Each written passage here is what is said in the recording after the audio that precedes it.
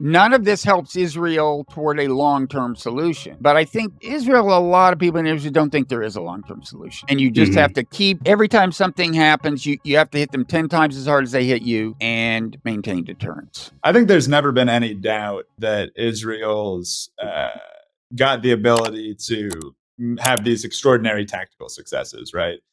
Israel's military has long been the most advanced, the most technical, the most sophisticated in the Middle East. Part of that is that U.S. law says it must be that way. Part of that is that Israel has among the best kind of defense production industries in the region, things like that. But the big question, right, is what strategic environment does this all happen in? What are the strategic goals here? That's a lot less clear for me. I'm having a really hard time figuring out exactly. And maybe that is what Israel's saying here, is that like the strategy is that they just have to continue to attempt to reestablish deterrence with these enemies because they have this theory that they live in a region full of implacable enemies that will continue to attack them unless they get punched hard, and if they get punched hard enough, they'll stop. This is the most direct testing of that theory we've gotten in quite a long time. So I guess we'll have more on that in the coming weeks and months. Yeah, I will say I agree with you with what you said, but I am a little surprised at how quickly and severely, seemingly at least, they've been able to degrade Hezbollah's capabilities. Hezbollah has been thought of as like the main, like most impressive, most prestigious and capable militant group in the Middle East. I mean, even last week, before I dropped out and entered the black zone of the Asheville disaster, I wanted to ask in Earthling Unplugged, like, why hasn't Hezbollah responded more vigorously to Israel ramping things up? I know that Hezbollah has lobbed a not insignificant number of rockets into Israel. It sounds like you have a better insight than I do into how this so-called limited ground incursion by Israel into southern Lebanon is going. I've had difficulty finding an answer to that. So maybe Hezbollah is kind of showing their might in that arena. But it is a little surprising. I mean, I know a few weeks ago on Earthling Unplugged, I was saying Israel will have much harder time against Hezbollah than they've had against Hamas, because Hezbollah is a much more like well-equipped and battle-hardened and experienced and professionalized militant group. But it kind of seems like that's not the case. Well, that was the conventional wisdom at that point. That's why, I mean, it's certainly true, as Connor said, nobody's ever doubted the military superiority of Israel relative to its adversaries, even relative to its regional adversaries collectively, right? Nobody's ever doubted that. But almost nobody expected them to cripple Hezbollah, at least in the near term, the way they have done it. Iran did not imagine themselves being in this position, I think, where their deterrent capability right now in this face-off with Israel was largely limited to their arsenal and what they could do. They have invested a lot in building up Hezbollah's arsenal. And I gather that Israel, after decapitating Hezbollah, and also, I mean, I think the pagers were not nothing. I think a lot of people, kind of mid-level managers and up, were taken out for some period of time, and also it just sowed doubt in using any form of communication, right? So, like with these guys who just got hit in Beirut, right? Reportedly, it was the Shura Council, and they were all together physically. I would suspect that the reason they felt they had to get together physically is because they don't trust any electronic communications. I don't know, but anyway, they may all be gone now. And so I think the organization is kind of paralyzed. There are things they can do in a decentralized way, and I would imagine that ground resistance is one of them, and that's why last count, 9 Israeli soldiers had died in 3 separate incidents on the battlefield. So it wasn't just one fluke, right? But they're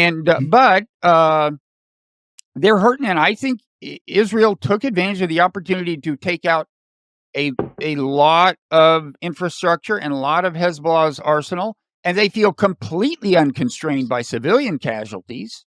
In fact, if anything, that's a feature, not a bug, from their point of view. Now, what is this this doctrine or whatever that's named after this suburb in Damascus, Connor? Yeah, so it's called the It's Dahiya Doctrine, or like Dahiya. Dahiya in Arabic. It's just named after the name of the suburb is suburb.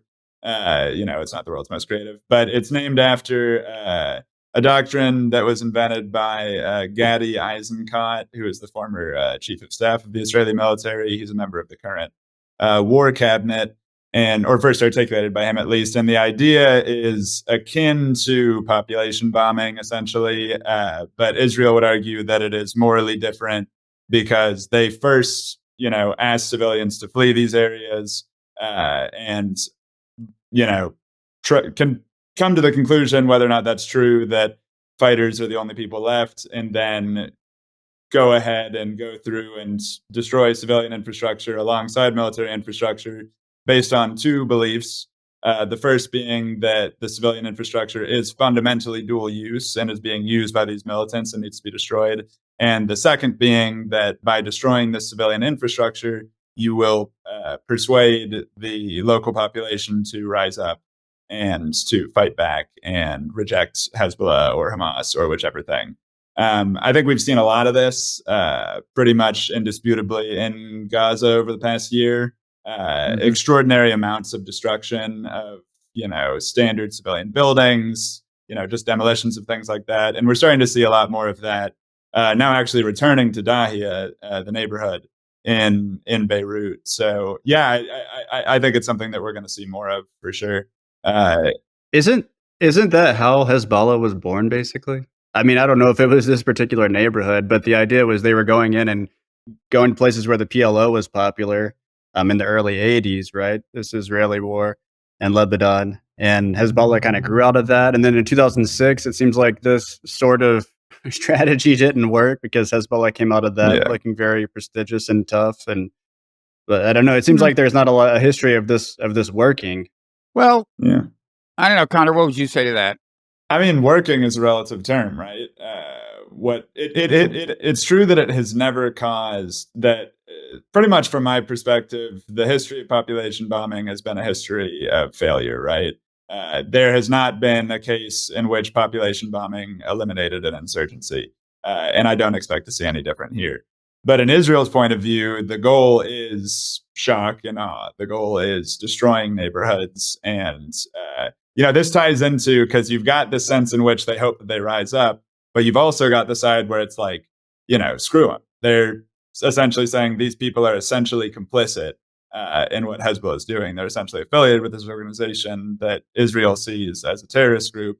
And so Israel sees itself as having the right to destroy the neighborhood. So it's almost a secondary consideration at that point from their point of view, whether or not it actually causes this uprising. And I think there are things short of getting the population to rise up that Israel would say constitute a measure of success.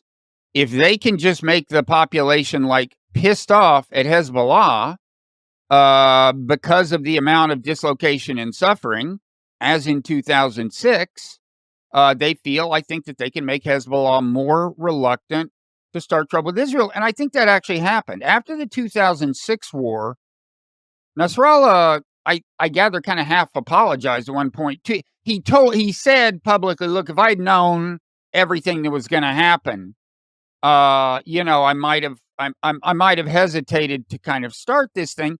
And since 2006, that's 18 years of, I think, reasonably stable deterrence. I mean, things happened, but there has been no huge thing. And by the way, 2006, which was considered so big and lasted a month, was not as big as what's happened in 2 weeks in Lebanon. 1,000 Lebanese died in 2006.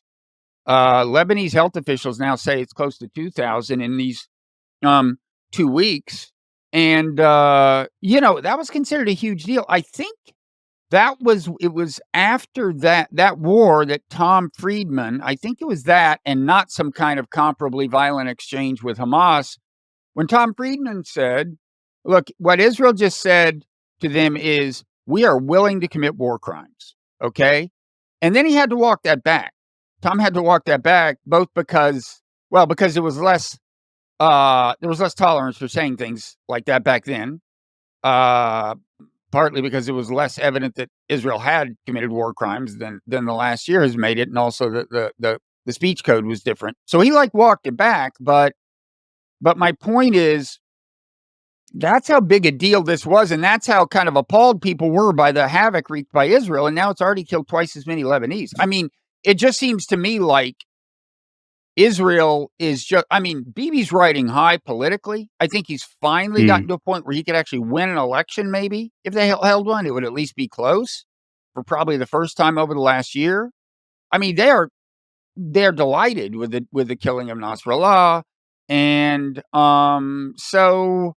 and I just think he's feeling his oats. And to get back to the strategic question, a lot of people are thinking he's going to overreach. I mean, some people think he already has, in the sense that he's, none of this helps Israel toward a long-term solution.